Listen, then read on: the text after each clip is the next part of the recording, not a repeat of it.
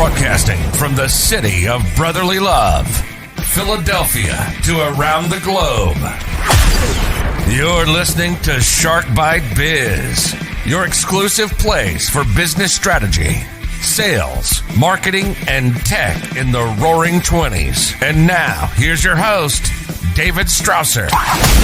Welcome, I'm your host, David Strausser, and this is Shark Bite Biz, your place to learn to achieve small business growth during a global pandemic. We have an amazing show today. Literally, it is one of my favorites. First, for all of you that follow my show, you know I always have an unstructured but structured conversation. Okay, what I mean by that is, yeah, I have bullet points that I work with, but we pretty much go wherever the conversation leads us and really try to hone in on the points of value. I'll go down the rabbit hole if I think it has value for myself or my viewers. Today's episode is an excellent scenario of this in action. We're talking about digital privacy, what you should or shouldn't do. We're talking AI algorithms. We are talking about how big tech companies had to change their business practices due to the ongoing global pandemic. This episode is packed. And as I said before, it is also amazing. So who is today's guest? Oh, I'm so glad you asked. I'll tell you right now. It is Bob Berry. And Bob Berry is a principal at Answer Lab, where he's guiding Google, Amazon, Facebook, FedEx, and many other top companies to create a new optimal online experience in the age of coronavirus. He's also the founder of the Human Computer Mastermind Academy. In the early 90s at Hewlett-Packard, he led the teams that designed the first ever e-commerce, e-learning, social media, and cloud services. He designed and launched new learning systems that have guided over 37,000 youth in all 50 states to prepare for life. He speaks, teaches, consults, mentors, conducts research, and has directed leadership events worldwide with executives at Microsoft, Canon, eBay, GE, Honeywell, Lilly, and many more. In other words, this guy's got some serious credentials. So without further ado, let's bring Bob on in here. Business strategy. Bob, welcome to Shark Bite Biz. So glad to have you here. Hi, David. Thanks for having me. Looking forward to having this conversation. Oh, no problem. As all our viewers know, the very first question we ask everybody is, who are you? What's your experience? What's your background? So my background is experience. My history throughout my entire career has been all about user experience. I started with Hewlett-Packard back well before the days of the internet, but as HP transitioned to being a leading internet company, at least back then they were, we invented a lot of the first experiences around social media, cloud-based services, distance learning, and we didn't have those terms back then, but we were inventing a lot of those new solutions. I've also done a lot of experiences for helping young people prepare for life and do assessments and simulations for what the real world looks like. And these days, I work for a company called Answer Lab, where we work with some of the top brands like Amazon, Google, Facebook, FedEx to create experiences that help them succeed. Never heard of them. We'll talk more about them. I'll get you more familiar with them. Yeah. And then I also have my own operation called itstheusers.com, which is an online academy to help startups, professionals figure out this art and science of experience, which drives so much of the online success that we're all looking for. It's an incredible diverse background in the tech field. The one question that popped into my mind I want to ask you off the bat then would be, you said social media with HP before it was known as social media.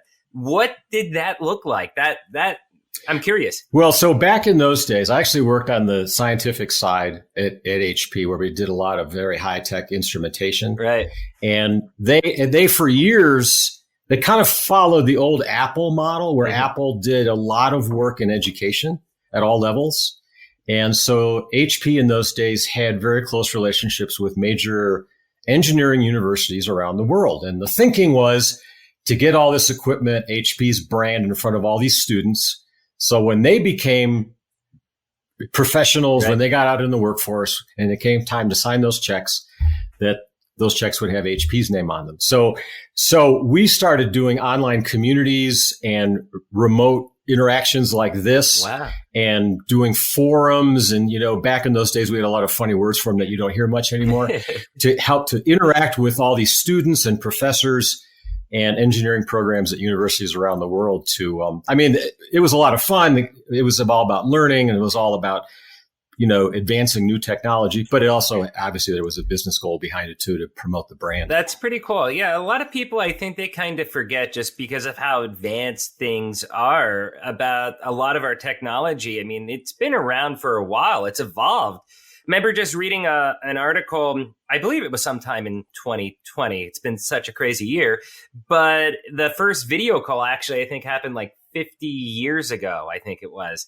So it's crazy how a lot of those technologies actually did have roots, decades ago, and really now are just coming, I guess you could say, truly mainstream. Yes, it is amazing. Especially, when you look at things like I have my Apple Watch here, which has full LTE, and there's, this stuff evolves gradually and we don't think about it. But every now and then, if you step back and you really think about all the things that an Apple Watch can do, especially if it has LTE, it's kind of, especially somebody my age, who I was around before none of this stuff existed. So it's pretty astounding to think how far we've come, and what's it going to look like when my kids are my age? It's hard to imagine. Oh yeah, no, it is. It is. Now you don't need a book bag full of different tools and apparatuses. You have it all right there in your watch. Yeah. So. Right now, we're going through a global pandemic that just keeps sticking around. One of the big trends that we've had is people are still able to work, but they're mostly working at home. So the first question I want to ask you is, how can we flatten the curve and save lives by helping businesses and workers succeed remotely and online? That's a really good question. And there's a tremendous amount of innovation going on out there right now. So there's a couple of sides to that coin. One side of that coin is your own workforce. So one of the key concerns, one of the key priorities right now is keeping people safe. And that has a lot to do with doing everything we do contactless. So many businesses, so many organizations, so many what have been traditionally face-to-face interactions have been forced to figure out how to do this without direct contact. Right. And some of these are working pretty well. You look at a lot of the high-tech companies and all the tools that a lot of them actually already had in place, but now they've really expanded them and optimized them so that people can do what we're doing right here, which is interact, get projects done, get work completed, et cetera, while working remotely. And then the other side of that coin is then looking outward to the world. How are we going to continue to do business and interact with all of the different people we have to interact with? Now, some organizations are doing this very well. So if you look at a classic example is a company like Amazon, of course, who was already online, and you look at how they're exploding. And there are lots of other examples of online e-commerce companies that have figured out how to take advantage of our shipment systems, learn how to take advantage of, learn how to scale up volume, learn how to add new products and services. Then there's another sector of, medium and small businesses that have figured out how to do this. All the restaurants that are going curbside delivery, doctors' offices that have figured out how to do doctor visits remotely. I hear stories and I've seen examples of tailors that have figured out how to use mobile apps to do body measurements for fitting a suit, or construction companies that have figured out how to do redesign of you want to remodel a part of your house. They can do a lot of it via video. Yeah, just today, I just read an article about Amazon now having FAA approval to deliver packages via drone. That's like remote delivery. It's like remote delivery. So there are a lot of companies that are getting very creative, that are reinventing, that are expanding what they have, that are both internally to work remotely and as well as how they're serving their customers. But there are major realms here that we're still struggling with. Right. So education is one of them. And so kids that at all ages, all the way up through grad school and beyond, we still have not figured out this recipe. And so right now, as we speak, here it is the beginning of September, and everybody's trying to go back to school. Well, it's really been a struggle for parents, for students, for administrators, for teachers, everybody across the board. We learned last spring when all the lockdowns happened and the pandemic hit that remote learning and distance learning, we thought we'd figured it out, but we haven't. Right. There's so many aspects of it that we still have. So it's really a mixed bag of how well we're doing in this contactless world. Yeah, I was surprised by the remote learning experience, how much it changed. I guess they had time to plan. They had summer to plan how to roll it out. But now my daughter, I have a second grader and a senior, and now they're forced to sit at their desk and they get live training through Google Classrooms now. Whereas last year it was kind of like, okay, go through this kind of like a PowerPoint, fill out some work, save it, and you're done. So it has evolved relatively shortly in how they're delivering the classroom and the education. But yes, it varies drastic district to district on how that's being delivered. Yeah, it varies a great deal. And of course, it varies depending on what the local situation is with COVID. Yeah. Depending on how widespread it is and what kind of testing resources are available and how well people have adapted to distancing and all of the complications that go along with managing a pandemic. So it's quite variable from one location and one level of school to. I have a sister who runs an in-home daycare with little kids. Ooh. And how do you convince little kids to wear masks and not touch each other? It doesn't. Yeah, that's definitely got to be challenging. Another thing that really kind of struck me when you were speaking there is a lot of the technology that you've mentioned or the pivot. We've had this stuff for a while, whether it's Zoom calls, Teams, e-commerce. But I think what has happened is because of the pandemic, we've been forced to get good at it, for better or worse. It forced it into the mainstream. And it's kind of cool because look how Microsoft Teams was, for example, back in February.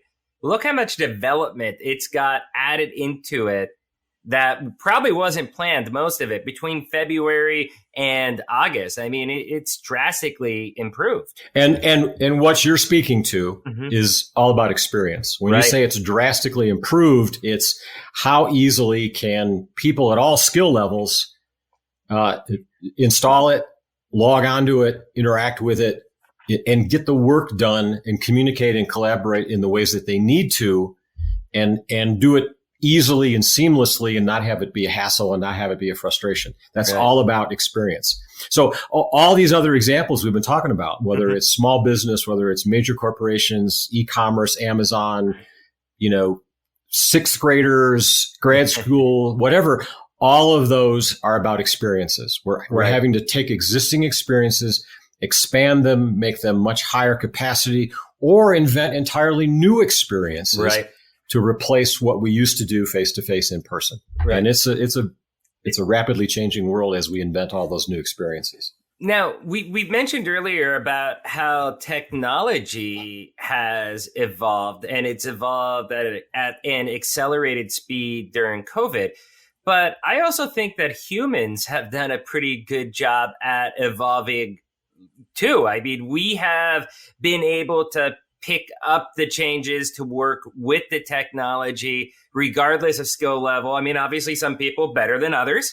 Ask any help desk support and they'll tell you that. But I mean, if the human capital part, the human experience part wasn't able to make that shift with technology, I think we'd still be lost too. That's a really good point. And I think it's going to be very interesting to see how much of this stuff sticks when we don't know what the end game looks like for the pandemic. It's such a huge question right now, but some of this stuff is going to be entirely permanent, or some of it's going to be, portions of it are going to be permanent. And you're right.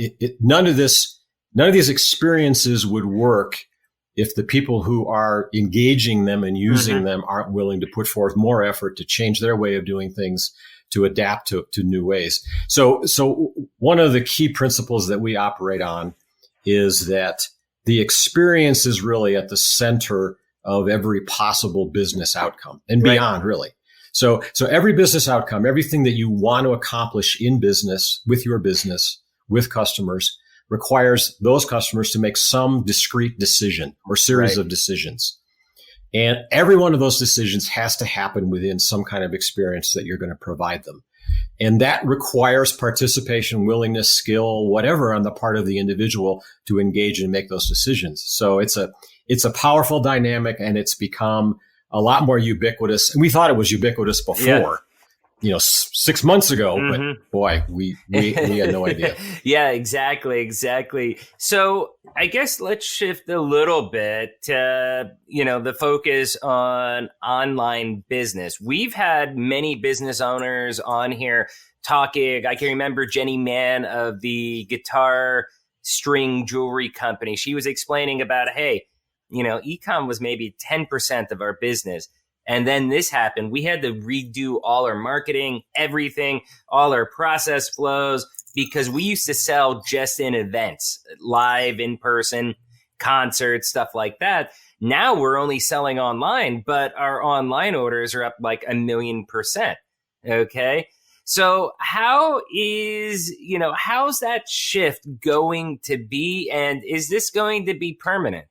I think it is. I think that, in some ways, we're going to find that we're going to have to manage the virus. Possibly, I'm not trying to predict the future, but it's very possible that the virus is going to just become part of our society, part of our culture now. Right. It's not something that we're going to solve or that's going to go away. It's going to be a seasonal kind of thing, and therefore we're going to have to adapt to it permanently. So it's not, some people like to think at some point it'll be over. I don't, based on the science I've heard, I don't think that's going to happen. I just heard like Spain, for example, I guess it's starting to get flu season out there and they're starting to see spikes again. And I don't think anybody knows where this is going to go. And that I think brings a big level of uncertainty into how business owners think. Well, and I think what some business owners, maybe a lot of business owners are realizing is that this might be more cost effective than the way they did it before. This might be, it might actually, like if on the internal side, I think what a lot of companies are realizing is that they resisted remote work before because they were worried, people were going to be goofing off or how productive are we going to be, blah, blah. And now they're finding out, oh, wait a minute, this works. Yeah. I would not want to be in commercial real estate right now, okay? because that business, there was just a news story yesterday where Pinterest paid some tens of millions of dollars to exit a new commercial office space lease that they had to pay some penalty to exit this thing. And they paid they paid, what is that? 8 figures. Wow. Well into 8 figures to say, we're not going to do office space anymore. And so a lot of companies are realizing that they can make this work and they can be productive. And here's a perfect example for you too. We have a prospect with my day job, Vision 33, that you know of. This company's from Cambridge, right outside of Boston, I believe. And they were saying that, they were forced to work remotely. And then they realized, like, hey, we don't even need an office anymore. They use a contract manufacturer for their manufacturing. They have a 3PL for their shipping. It's why are we renting this office? So they're in a hurry to get this deal signed with us so that we can kind of blueprint it while they're all together. And then they just said that they're going to get a virtual office with, Regus or something like that for when they need an occasional business site. But they terminated their lease. Yeah, that's and you're seeing some interesting dynamics of that now. So in some of the major urban areas, Bay Area, New York City, what did I hear yesterday? That homes in the Hudson Valley north of New York City are going like 30% above list price. Right. And people are getting like 20 and 30 offers on the day they list it. Wow. Because people in those major urban areas are saying, I don't need to be near the subway anymore. I don't need to, I I don't need to deal with the noise and the congestion. I need a yard. I need more room for a home office. I'm just looking for a higher quality of life. I want better schools for my kids because I don't need to be so tied to that skyscraper down the street anymore. Yeah. And so it's changing our demographics as a working culture. It's pretty to add on to that, I think I just read yesterday as well too about I believe it's Silicon Valley or San Francisco, in that general area. I believe it was like 100% more vacancy compared to a year before. That's how drastic things are because people. We had Brian Gusdorf from an LA marketing agency here, and he was telling us like his employees working from home. It's almost like they work more just because they're like, hey, I'm here. Notice me. I am working. And it's been more beneficial to where he says, absolutely. It'll be 100% permanent after this is done. We should do another podcast where I can just tell you stories. So all day long, we do this research and we talk to people all over the country that are in their homes and their kitchens and their decks. And it's the dogs and the cats and the kids and the grandparents and the lawnmower next door and the ex-wife and you get to see into people's homes and people's lives in ways that we never did before when we were all in the office. So we're gonna write a soap opera when all this is done about all the experiences we definitely should. But how do you think this all then is going to be redefining the global economy going forward? Because things are going to change, whether it's real estate, the way that people. If you're hiring people remotely, does that mean that, hey, look, my workers? I'm a Philadelphia-based company. Okay, I'm hiring my workers remotely. So do I really need to hire them out of Philly anymore? Does that open it up to where then I can hire anybody nationally, internationally? How's this whole landscape changing? Well, I think so everything we're talking about with migrations, hiring practices, levels of productivity, workplace diversity, there's a lot of those things are changing. Some new areas that are, when they're not so new, the new aspects of some of these areas that are starting to emerge. One is privacy. Oh, yeah. So privacy is now taken on a huge new dimension that it didn't 6 months ago. So just a few examples. Certainly with the virus, a key aspect of managing this ultimately is going to have to be some degree of testing, tracing, and tracking. Right. Now, we all have these mobile devices that we carry around, and there's already technology out there from Apple and Google to provide levels of communication across platforms and between users about how to keep track of who may be infected and who you've been exposed to. Now, you can have a lot of discussions about culturally, politically, are we willing to accept all this? But there's a level of privacy involved in that now that we've never had to deal with before. If you look at all that's happening with social justice and protests in the street and what the police may be doing, there's been a lot of criticism of the police for using facial recognition software. Yes. As this develops, so all of these wearables that have all this health tracking data on them. So how are we going to manage all of that data? The major manufacturers have just launched a whole slew of new wearable devices that push the technology even further. So we have new health challenges now that we're going to have to keep track of personally. Right. And how does that affect our data privacy laws and practices? How are we going to manage our own data? So that whole realm around and privacy we're a little bit deal. Unique here stateside. I think privacy. I think most people are more lax with privacy. They're getting tight on privacy. I think they're starting to open their eyes. But if you compare us to Europe, for example, in the States, we're much more looser, I think, with how we take our own privacy. Is that a fair statement? Yeah, in fact, it is. In fact, we've done a couple of studies with a lot of end users around data privacy. And without going into all the details, they sort of fall into three chunks. Right. Roughly a half to a third of the general user population is pretty clueless. Yeah. They may be completely uninformed, or they may just have some vague concept, and they often get privacy mixed up with identity theft and things that are not really about the kind of privacy we're talking about.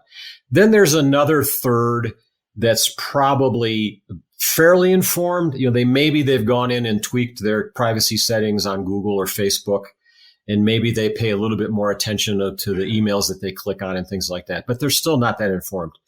And then there's about 10% of people that are pretty savvy, that really understand the technology, that have really gone out of their way to protect their own privacy. But that was done, those surveys were done last year before the virus came along, before all this other stuff happened. So my guess is those populations are changing rapidly. I think people are now, like you say, people are going to become a lot more savvy, and they're going to pay a lot more attention to it. And we're going to start to move in the direction of some of the other cultures in the world that are a lot more informed about this. Should we be that concerned over privacy? I'll use myself as an example. I'm very into it as far as I understand it. I know how it works, Facebook, Gmail, everything. I understand that. I don't know. I kind of choose to be open. It doesn't bother me, but there are some things that I do want private, some things with the kids or stuff like that. I mean, what's the real risk with the privacy out there? How serious should they take it? Well, I guess I think I actually take that as a value question. Mm-hmm. There are some schools of thought. Andrew Yang is actually a big proponent of some of this, to say that, our data should belong to us. I totally agree with that. Yes. It doesn't belong to big social media platforms or search engines or whatever. And if anybody is going to make money off of our data, we at least should participate in that. Right. We should have the right to realize some value from that ourselves, which we don't today. No. So that's one school of thought. There's another school of thought that says there's a lot of benefit that I get from people knowing who I am and my preferences and certain demographic factors, et cetera. So I don't have anything to hide. I'm not doing anything illegal or immoral. Therefore, I'm not that worried about it. If you probably already know it anyway. Yeah. So, if it serves me in some useful way, that's fine. There are other people that really believe that we should lock it all down, and it really should be, nobody should get access to this information except us. And we should have total control over it. And so, it really depends on your value system and kind of where you fall. There's some really interesting things happening here. I'm sure you've heard that Apple has announced that in iOS 14, they're going to be removing some of these ad tracking capabilities. Oh, yeah. I saw all the news around that. And I think, who was it complaining? Microsoft or Google? One of them, maybe both. Facebook. That's who it was. Yes. Facebook is going to risk losing up to half of their ad tracking capability if it's what it's cracked up to be. And of course, Apple as a device manufacturer has the luxury of doing this versus a company like Google or Facebook, which are more content purveyors than device purveyors. So Apple can kind of pull the strings and and position themselves as being the privacy experts. And these other guys are not going to worry so much about but them. Isn't there some benefit though for tracking? I view it. I'm trying to play a little devil's advocate here, because instead of seeing random ads that have nothing to do with what I need, if I see content that's actually tailored to me to some degree, it could open my eyes, like the video platform that we're using right now. I never would have found out about it if it wasn't for an eventual ad that I ran into because of that stuff. Yes, and I agree with that. And I actually subscribe to some of that myself, although we're professionals in this space. So we can understand a lot of the underlying technology. We can actively observe the benefits that we get from it. I'll tell you, the average person on the street is not in that same. They'll have a conversation with a friend about new sneakers, and then they go to Facebook and they see the sneaker ads, and they think Facebook is eavesdropping on them through their phone, which is not what's happening. But they don't understand how it works, and it makes them very nervous. You know what scares me? And it makes them very uncomfortable. What? When I think about something and then it appears on my phone when I did not say it anywhere. And what I've been told is that's evidence that the AI algorithms are working, that they know you and they know your thought process. Yes. Is that accurate? Yes, that's exact. Wow. That's what's going on. Yeah. The algorithm is so good that it knows as much about you as, as about what you want and what you're interested in. So that's what's happening. So I think this, although some people may not interpret it that way, though. Right. Exactly. So I think this whole privacy discussion and stuff that we've been talking about actually leads us up pretty nicely then. We're talking about tracking, privacy, tech, all that good stuff. How does that work then for businesses as far as the choices made by prospects and their customers within those online experience, to help create the better experiences for them? Well, I actually think that's a risk, and that's in these days of COVID. I think there's an element of risk associated with what's happening in the world right now with businesses and with individuals because of the changes in the data model. So our ability to model our customers, as simple as knowing their email address or their phone number. And those data models, those customer records have a lot to do with whether or not we can succeed as businesses, depending on our business.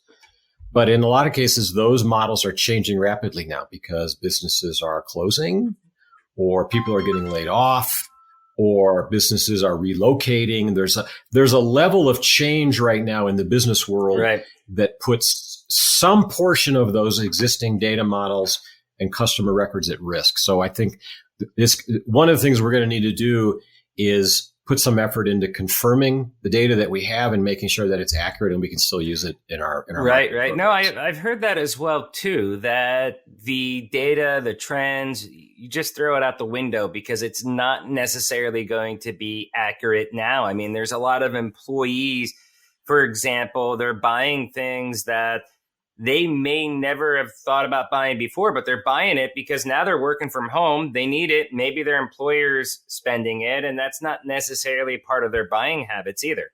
So there's a lot of crazy stuff going on with that. I guess I'd like to wrap up. I have to ask you some questions about big tech to wrap up.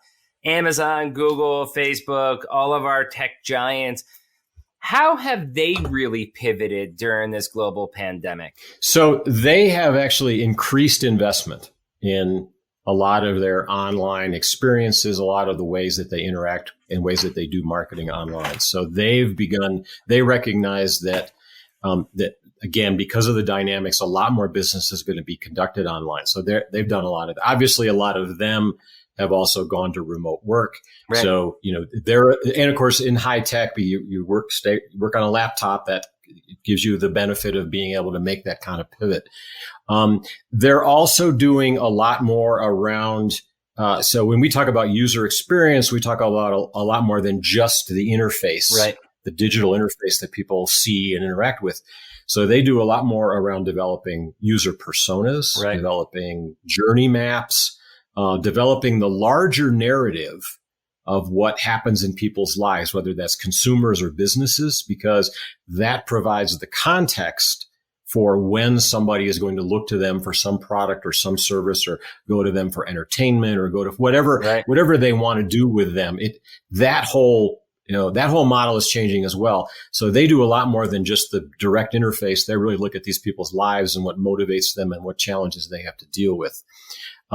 Inclusivity is another big deal, really paying a lot more attention, certainly now with everything going on with social justice, looking at all types of demographics, making sure that we're including all groups in the services and the products that we're providing, and the research that we run to validate that those products and services and experiences are serving all the right people in equitable ways. And they already had all of this deeply embedded in their culture, right, but it's becoming even more and more so. It's now becoming very visible from the top levels on down of the importance of doing this kind of research, of staying this close to customers and paying close attention to the world and how it's changing. It's a matter of survival now. It's something that we have to do in order to stay current with everything that's going on with the virus, with our economy, politically, et cetera. So those are just a few examples. I could probably name several more, but those are a few of the biggest ones that they're dealing with right now. I think that was definitely great. What about hybrid approaches for stores like Amazon and also maybe Walmart. I see they just launched their Walmart Plus offering. Are we going to see those trends from big tech coming around more, you think? Yeah, I think we're going to start to see, in some areas in China and the Far East, there are, even before the virus happened, they were already experimenting with, humanless stores, right, where you go in and you conduct your business and everything's done by barcode and by, detecting what's on your smartphone, et cetera. Yeah. And again, the beauty of that is that you can manage that a lot more contactless. So you're going to start to see a lot more of that. And you're going to start to see more augmented reality, virtual reality, artificial intelligence, a lot more intelligence systems being brought to bear on helping us manage a lot of these challenges. There's some really cool innovations happening out there right now. And I think that, financially, unfortunately, you're going to start to see a wider gap, I'm afraid, because the companies that know how to do this, can afford to do this, are going to start to capture more and more market share, and what may be actually a dwindling market share because of the economic conditions. Right. And the companies that either can't or don't or haven't prepared themselves for all of these changes, you're going to see more haves and have-nots, unfortunately, in that whole dynamic. Right, understood. So final question I want to wrap up with. Let's say small business owner out there, a lot going on. Their business is struggling. Maybe it's from the work from home. Maybe it's getting digitally for their customers. What's the best words of advice that you can probably give them?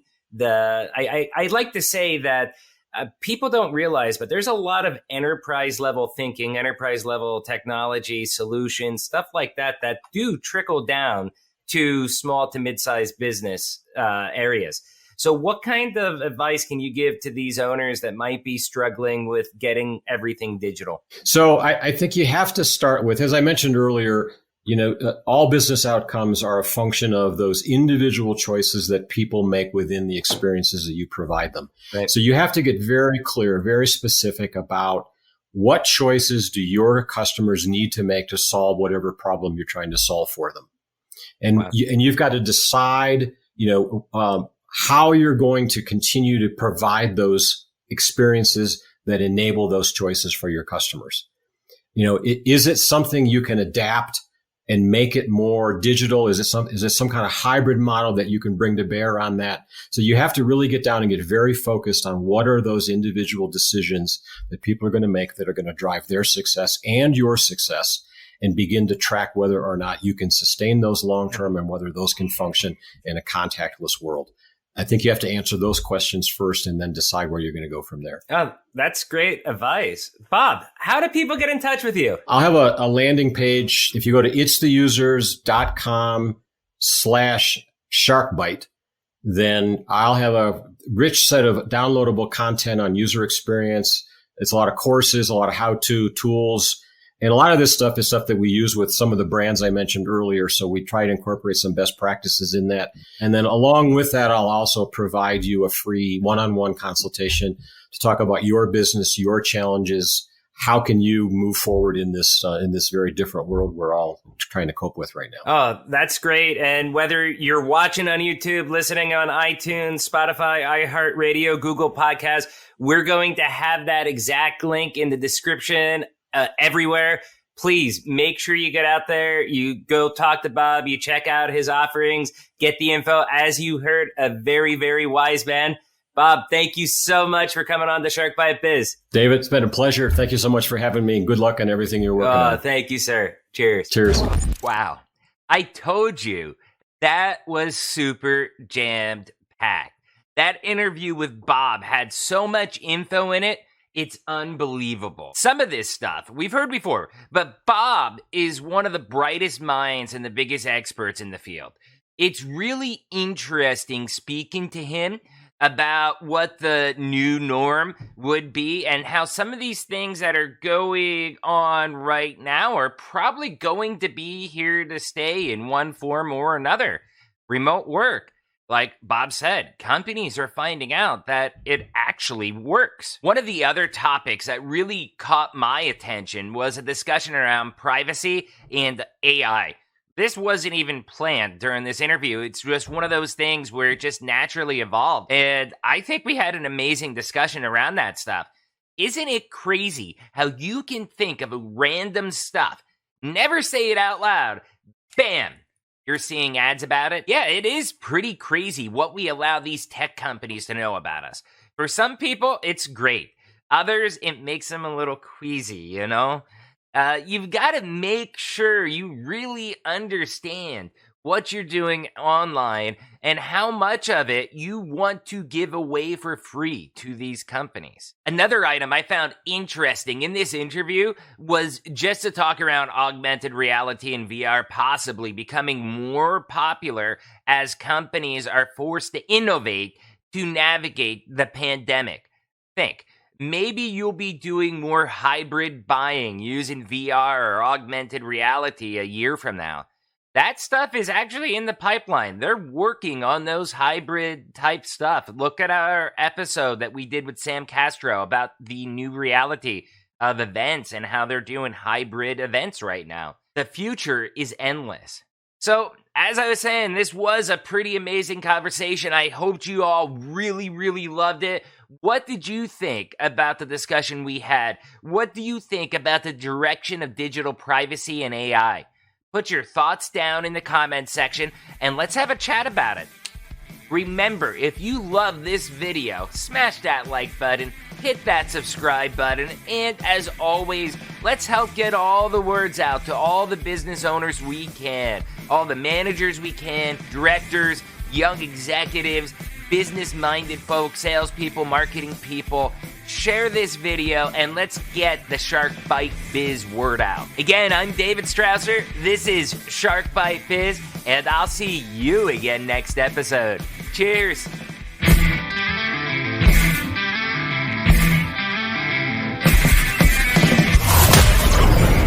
Thank you for listening to Shark Bite Biz. We hope you got some insightful info from this podcast. Be sure to subscribe to us through your favorite podcast app and visit us on the web at www.sharkbitebiz.com. How has business changed for you in the 20s? Email us at podcast@sharkbitebiz.com so you can join us and share your story.